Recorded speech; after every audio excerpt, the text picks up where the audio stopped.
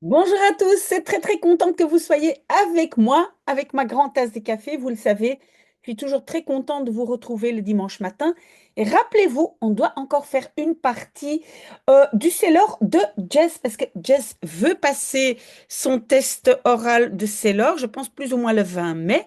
On avait déjà, je vais agrandir un tout petit peu, on avait déjà fait plusieurs questions, je pense jusqu'à la question 10, je pense. Donc, maintenant, on va analyser à partir de la question 11. On a combien de questions? 17 questions.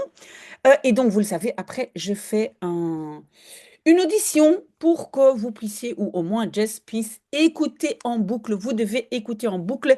Ne soyez pas trop déçus si vous ne réussissez pas du premier coup. C'est très difficile. On doit avoir un niveau de base de néerlandais. Donc, ce n'est pas simplement mémoriser un texte. C'est très difficile d'évoluer dans une langue. Mais on va faire tout pour. Et donc, Jess, vous avez encore un peu de temps. OK. Donc, et vous le savez, donc le lien vers le document est ici en dessous. Donc, la question c'était, et je vais poser la question en néerlandais, même si ici c'est marqué en français. Euh, donc, que pouvons-nous améliorer dans votre service? Wat kunnen wij verbeteren in je dienst? Et donc, tout à l'heure, quand je vais lire, je vais dire ça en néerlandais. Ok, et donc qu'est-ce que j'ai répondu? Parce que, en fait, Jess avait écrit engager du personnel pour soulager les agents.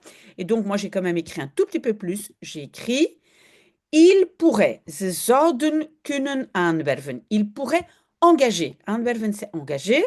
Mais donc, vous avez vu, un verbe devant, les autres derrière, et c'est donc un conditionnel.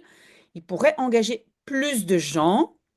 Nous avons en ce moment heel veel, énormément de travail.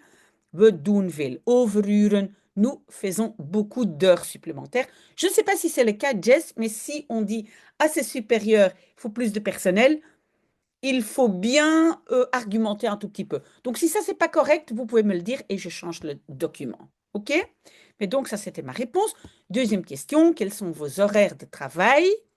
Wat zijn uw werkuren? Ou werktijden, les deux sont bons. Mais donc, il faut pouvoir comprendre ce qu'on me pose comme question. Jess a dit des horaires flexibles. Je commence à 8, je finis à 16, mais on nous permet de commencer entre 7 et 9 et finir entre 15 et 17h30. Ça, c'est merveilleux, Jess. Ce n'est pas partout comme ça. Merveilleux. Et donc, moi, j'ai écrit en néerlandais. Ik heb flexibele werktijden. J'ai des werktijden, donc des heures de travail flexibles, mais je commence toujours à 8 heures et je finis ou j'arrête, on peut dire en néerlandais, à 4 heures. Attention, en néerlandais, on dit 4 heures, on ne dit pas 16 heures. Attention. Donc, notre uurrooster, c'est horaire. En fait, c'est grille horaire, uurrooster. Et alors, on a laat ons toe. Toelaten, c'est permettre. Donc, nous permet de commencer entre 7 et 9 et de finir ou à nouveau arrêter entre 3 et 5h30. 5h30, c'est half zes, la moitié de 6. Attention, en néerlandais, normalement, on ne va pas au-delà de 12. D'accord? Sauf si c'est pour les horaires de train ou... Là, je vois que j'ai écrit une faute ici. C'est corrigé. 13. Pourquoi avez-vous choisi de travailler à l'État? Donc, dans la question, Jess, tu dis à l'État ou vous dites à l'État. Désolée que je vous tutoie, c'est parce que je me sens très proche de vous. Donc, à l'État, mais dans la réponse, il y a marqué à la commune. Donc, je pense que dans la question travailler à l'État, ça veut dire être fonctionnaire. Je pense que ça veut dire ça, parce que si on travaille pour la commune, on travaille finalement pour l'État. D'accord? Donc, la question peut être, waarom heeft u gekozen voor de staat te werken? L'État, c'est de staat. Je l'ai marqué là. Peut-être on va vous demander de travailler pour la commune, voor de gemeente te werken. Donc, il faut comprendre les deux. Donc, Jess a répondu, car c'est un emploi sûr.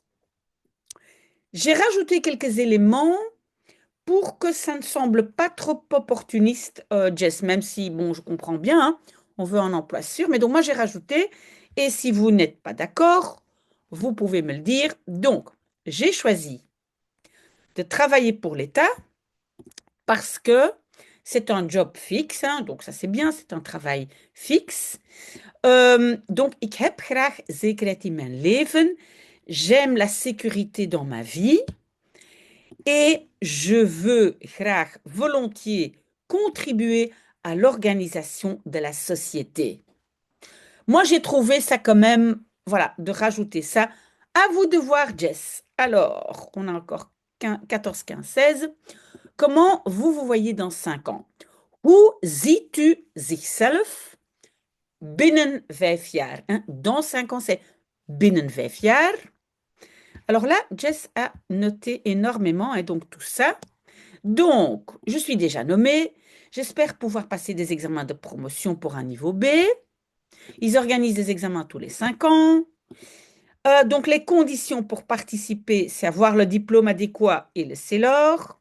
Et puis, si les conditions sont remplies, il faut passer un examen écrit et oral. Et depuis 5 ans, ça c'est quoi ça? Ah oui, non, dans 5 ans, je me vois toujours dans le même service, mais avec une équipe plus jeune, car plusieurs collègues seront pensionnés. Ok, on va tout ça, on va mettre en néerlandais. Donc, ici, ik ben al vast benoemd. Vast benoemd, ça veut dire nommé. Et j'espère pouvoir afleggen. Afleggen, c'est le verbe qu'on utilise pour un examen. Faire des examens, c'est un examen afleggen. Et donc, quels examens? Promotie-examens, hein, les examens de promotion. Pour un niveau B, ça c'est facile. Donc, oui, on organise, c'est le worden, donc on organise tous les 5 ans des examens. Un verbe devant, un verbe derrière. S'il y a des questions sur la structure, Jess, n'hésitez pas, ou d'autres personnes. Hein. Les conditions pour participer sont avoir le juste diplôme ou le diplôme adéquat. On n'oublie pas que quand on a comme ça des parties avec un infinitif, hein, ici hebben, l'infinitif est à la fin. En français, il est devant. En néerlandais, à la fin. Donc, avoir le diplôme adéquat, en néerlandais, c'est het juiste diplôme hebben. Et geslaagd zijn, avoir réussi pour son test CELOR.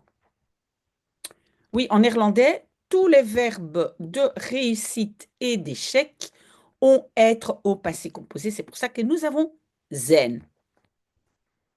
Et puis, donc, si tu voldoet aan, tu remplis les conditions, hein, c'est voldoen aan, tu dois, et encore le verbe afleggen, hein, faire un examen écrit, oral et oral.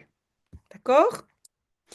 Je vois moi-même, donc je me vois dans 5 ans, dans le même service, mais avec une équipe plus jeune. Oui, on dit plutôt team. Il y a aussi le mot ploeg pour équipe, mais ça c'est plus sport. Hein? Football ploeg. Mais dans le contexte du travail, moi j'entends plutôt team. OK? Plusieurs collègues seront pensionnés. Le seront, c'est le zullen zijn. OK? Encore deux questions. Faites-vous du télétravail? Doet u aan téléwerk? Jess a répondu, nous avons un jour de télétravail par semaine. Pendant le Covid, nous avions 3 jours par semaine. Voilà. Et j'ai encore rajouté un tout petit peu moi-même. À vous de voir, Jess, si vous êtes d'accord. Hein. C'est vous qui décidez. Alors, donc, nous avons un jour par semaine de télétravail. Hein, 1 dag per week. Durant le Covid, nous avions 3 jours par semaine. Hein? Oui, on a fait une inversion ici parce qu'on a commencé par tijdens de Covid. Maintenant, il est important de revenir au tableau, terug naar kantoor te komen et de travailler en équipe. J'ai rajouté ça. À vous de voir si ça vous intéresse. Et je pense que nous avons... Est-ce qu'on a la toute dernière... Oui, on a la toute dernière question. Ah, sur la vie politique à Schaerbeek. Donc, ça a été compliqué.